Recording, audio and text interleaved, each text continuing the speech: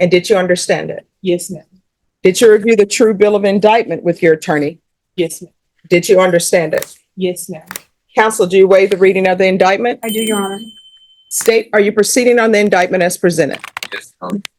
Ms. Hullaby, did you review the document entitled Court Admonishments and Defendant's Waivers and Affidavit of Admonitions with your attorney? Yes, ma'am. Did you understand it? Yes, ma'am. And did you sign it in all the appropriate places? Yes, ma'am. Did you understand you're charged with the offense of assault public servant bodily injury? That's a third-degree felony. Range of punishment is anywhere from 2 to 10 years in prison and up to a $10,000 fine. Did you understand? Yes, ma'am. If you have a plea bargain agreement with the state, the court does not have to follow your plea. If for any reason the court does not follow your plea and gives you more than you bargained for, the fact that you entered a plea will not be used against you and you will be allowed to withdraw your plea. Did you understand? Yes, ma'am. Did you understand you have a right to jury trial, a right for you or your attorney to cross-examine and confront any witnesses the state would call, and the right to remain silent? Yes, ma'am. Did you understand by entering this plea bargain agreement you were giving up those rights? Yes, ma'am. And did you intend to give up those rights and enter into a plea in this case? Yes, ma'am. Did you understand if the court were to grant your application for deferred adjudication, if for any reason your deferred adjudication were revoked, the court could find you guilty and sentence you up to 10 years in prison and up to a $10,000 fine? Yes, ma'am. Counsel, has your client been able to provide you with any defenses? Yes, Your Honor. Do you believe she has a rational as well as a factual understanding of the charges against her? Yes, Your Honor. Do you believe she's currently competent and was legally sane at the time of the offense? Yes. Ms. Hullaby, has anyone threatened you, coerced you, or placed you in fear to get you to enter the plea? No, ma'am. Anyone promised you anything other than the plea? No, ma'am. Are you satisfied with the way you've been represented? Yes, ma'am. Are you a U.S. citizen? Yes, ma'am. Court will find that defendant has knowingly and voluntarily waived her right to jury trial. Did you review the plea bargain page with your attorney? Did you understand it? Yes, ma'am. According to the plea, there's a $1,500 fine. State recommends deferred adjudication. They're taking in consideration NIMAC number 734176, and there's to be restitution in 734176. Did you understand that to be the plea? Yes, ma'am. Defense is at the plea. Yes. State is at the plea. Yes, Your Honor. Did you review the waiver of repeal paragraph with your attorney? Yes. Did you understand it and sign it in both places? Yes, ma'am. Did you understand by signing that you're waiving your right to appeal? The only items that can be appealed are written pretrial motions that have been filed, heard, and ruled upon by the court. Did you understand? Yes, ma'am. Counsel, have there been any such motions? No, Your Honor. Outside the agreement, the state is recommending that your deferred adjudication be for a term of 4 years. There be a TAP evaluation and 150 hours of community service restitution. Did you understand those were recommendations from the state and the court does not have to follow those recommendations? Yes, ma'am. Then to the offenses charged, how do you plead? Guilty, not guilty, or no contest? No contest. State any evidence. Stand in exhibit 1 and attempt. Any objections? No objections. Did you review the document entitled Waiver and Consent to Stipulation of Testimony and Stipulations with your attorney? Yes, ma'am. Did you understand it and did you sign it in all the appropriate places? Yes, ma'am. Again, did you understand you have a right to jury trial, a right for you or your attorney to cross-examine and confront any witnesses the state would call in, the right to remain silent? Yes, ma'am. I understand. Did you understand that today the state will be presenting evidence in the form of witnesses' statements and police reports? But most importantly, there'll be no live testimony. Did you understand? Yes, ma'am. Court will find that defendant has knowingly and voluntarily waived and consented to stipulation of testimony and stipulations. Court will accept into evidence states exhibits 1 and attachments, and the court will review the same. All right, after reviewing states exhibits 1 and attachments, the court will find there is sufficient evidence to find you guilty. Court will defer finding of guilt as you apply for deferred adjudication. Are you proceeding with sentencing? Yes, Your Honor. Anything you wish to say on behalf of your client? Your Honor, we're asking the court to proceed with the recommendations of the ADA. Ms. Hullaby lives independently. Up until this arrest, she was employed with the city of San Antonio. Unfortunately, because of the arrest, she was terminated. She is currently seeking employment. She does have a supportive family. Her mom is present in the courtroom. Her mom has been present at every court appearance. She is remorseful. She just made a terrible, terrible mistake. She acknowledges her mistake. She is willing to comply with all the conditions that you impose upon her. She's asking the court to give her an opportunity. She will follow all of the court's directives. So who is Mr. Napoleon to you? Napoleon, it's our old classmates. All right. So why was he in the car with you? We was going to HEB for grape juice. All right. So what's your relationship? With him? Yes. Oh, this is our old classmate. My friend already had that. What do you mean your friend already had that? Like, that was her man. And I was just with him to wash the laundry in the back of the car. So you're with him to watch laundry in the back of the car, but you all are doing groceries. I don't understand your story. Oh, we was on the way to HEB, but before we got to the apartment, I just wanted grape juice. So that's how we went to HEB. That's Okay. So the officers are saying they could smell marijuana. Why are you around people who have marijuana? yeah. I don't have no answer to that one at this moment. Looking back on it now, maybe I should have been like, don't get in the car with it. But it just happened. No, I mean, stuff don't just happen unless somebody is forcing you to do it. So police pull you all over, and then you are kicking the plexiglass in the back of the car. What were you hoping to gain by doing that? Then my anxiety, like in my head, I thought I was getting kidnapped. So I was like, let me get out this situation. What do you mean you thought you were being kidnapped? They're police. I know, but also I can't, like, yes, they are trusted by the law, but I personally don't know the man. So that's why I was like, okay, it's just when I get put in the, like, if I can't get up and leave when I want, my anxiety start rushing to the room. So now, oh, yes, ma'am, I made a mistake. No, you made bad choices. Oh, yes, ma'am, I made a horrible choice. So here's the thing. I don't know about your anxiety. I don't know what's going on with that, but I do know if the police are doing an investigation and they put you in the back of a vehicle, you're not supposed to kick a plexiglass because then you're going to end up back here. And I know you're not supposed to hit an officer because then you're going to end up back here. Yes. And then I don't understand the using the racial slurs. Yeah, I was mad, but that was very disrespectful because I wouldn't want nobody to call me XYZ, so I should not have said XYZ, you know? All right.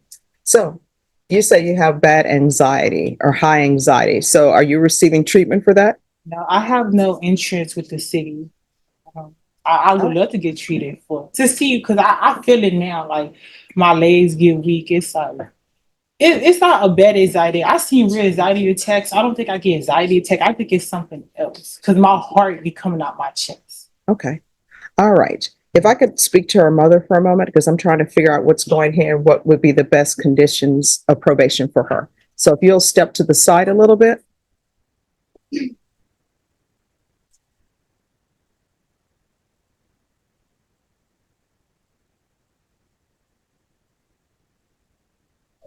Hello. I'm doing okay. I like your shirt. That's the Scooby end, but with Yeah. bugs and everybody. We will watch that show all the time. Could you raise your right hand for me, please? Do you solemnly swear or affirm the testimony you give will be the truth and nothing but the truth, so help you God? All right, if you can lower your hand and make sure you keep your voice up so the court reporter can hear. Okay. All right, and could you state your name? I'm Bernice Elizabeth Hullaby. All right, Bernice Hullaby. Bernice Elizabeth Hullaby, mother to Keshana by Renee Hullaby. All right. So I'm going to follow the agreement, but when people are placed on probation in this court, I want them to be successful. So I don't do cookie cutter probations where everybody get the same thing. So I'm trying to figure out, what do you think she needs? She's saying she has high anxiety. Has she ever had any mental health treatment, or do you think she needs to see someone? I believe Keshana does have anger issues. I believe her anger issues has started since she's moved out of the house. I believe that as any child that has moved out or wants to get out on their own, they make their own decisions, they make their own friends. I believe Keshana had got mixed up in a crowd that she shouldn't have been mixed up in. And as every parent, when children come home for Sunday, so we have Sunday dinner every Sunday. Mhm. I had noticed some changes, and I said, "Is everything okay?" I'm a very active mother. I try to make sure I keep in touch with my children, know what's going on with my children. I knew something just wasn't right. I had spoken to Keyshawn the morning of the incident. Well, let me go back. That Sunday, she had came for Sunday dinner, and I was looking at her car. She has paper plates, and my husband told her father, said, "By Renee, those plates are no more good. You need to go to car people and get the plates replaced." She said, "Oh, she said, I'll call them." And so I think I called her on Monday. No, I did call her on Monday. And I said, "Did you go get your plates?" Because I was concerned about those paper plates. She said, "Well, Mom, I'm on my way." I said, "Okay." I think an hour later, I get a call from my husband telling me she had been arrested. I didn't know the full of the story, but when we did get her out, I did get her out that day. She told me, she said, I acted rationally. She said, "Mom, I panicked. I kicked the officer." She said, "I said some things I had no business saying, and I just shook my head." So I would recommend support and not to hurt her, but yes, I do think that she doesn't have patience. Hmm. And I don't know where's that coming from, where that behavior is coming from. But overall, Keyshawn is not a bad child. She's a very good child. She's been raised in a very good home. I felt like we raised her to the best of our abilities. I've been on my job for 20 years. We've been hardworking people. Keyshawn in middle school and high school was involved in sports. She played volleyball. She played tennis.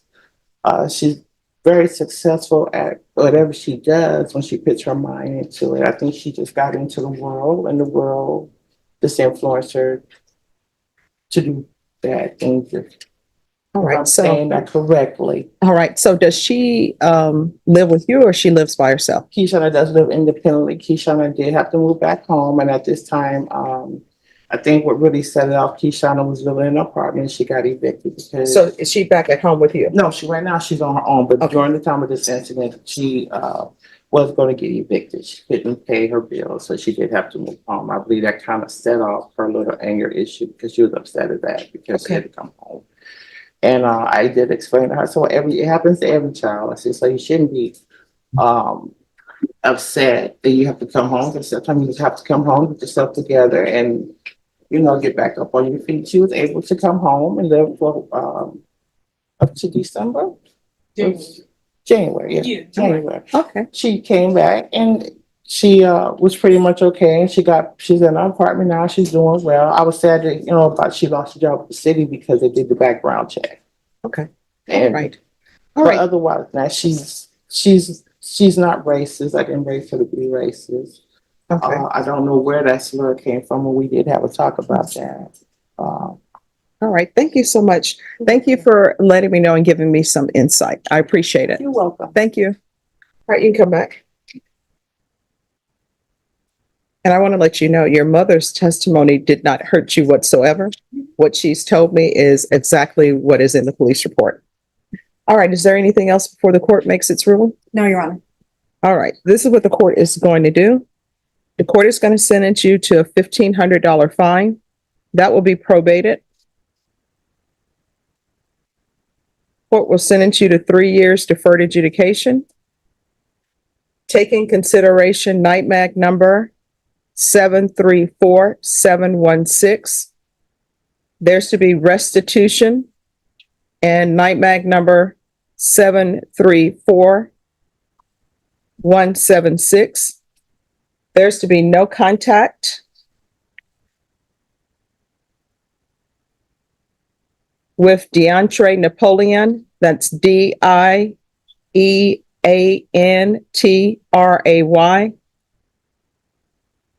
Napoleon.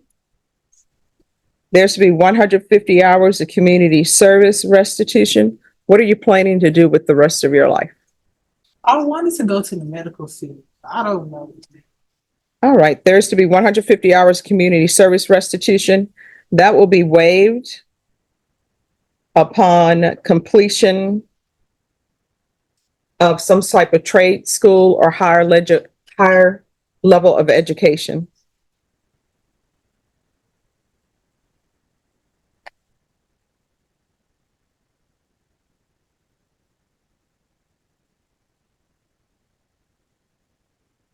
There should be regular reporting by Zoom or in person.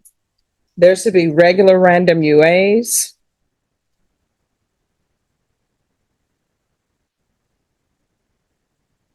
There should be anger management.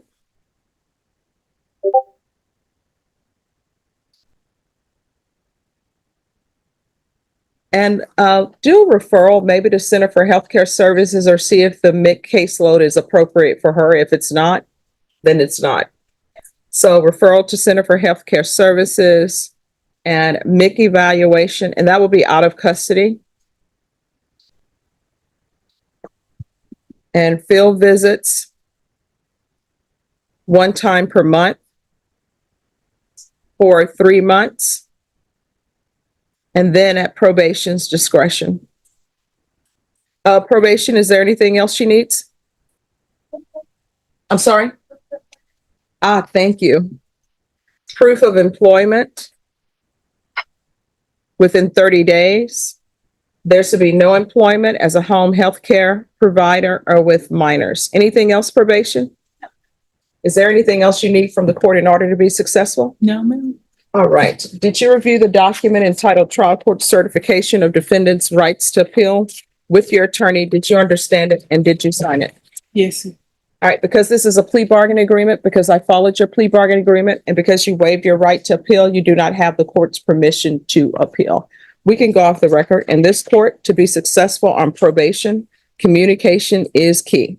If you have an issue, let your probation officer know about it. If you feel as though they're not addressing it, you can always come back to the court and we'll see what's going on. Yes. Yes, Judge, there's just one other matter. yes. If we can have her drug tested so that we can get a baseline. Is she going to be positive? Yes. All right, so what are you using? Oh, this week. Don't do like, oh, just weed, because you're not supposed to be using drugs at all. Yes. It messes with the brain. And I know some people think weed, oh, it's fine, but then usually ends up leading to other things. All right, probation, can we have her do a UA today? Is that possible? All right, so we'll do a UA today. And it's to obtain a baseline. And please make sure they test her. And if her levels go up, bring her back to court. Oh, and go ahead and do a TAP evaluation, and that can be done out of custody as well. And if TAP recommends inpatient treatment, we'll start with outpatient treatment. Anything else? Nothing further. Thank you for bringing that to my attention. All right, they'll go over conditions with you. Thank you. You're welcome.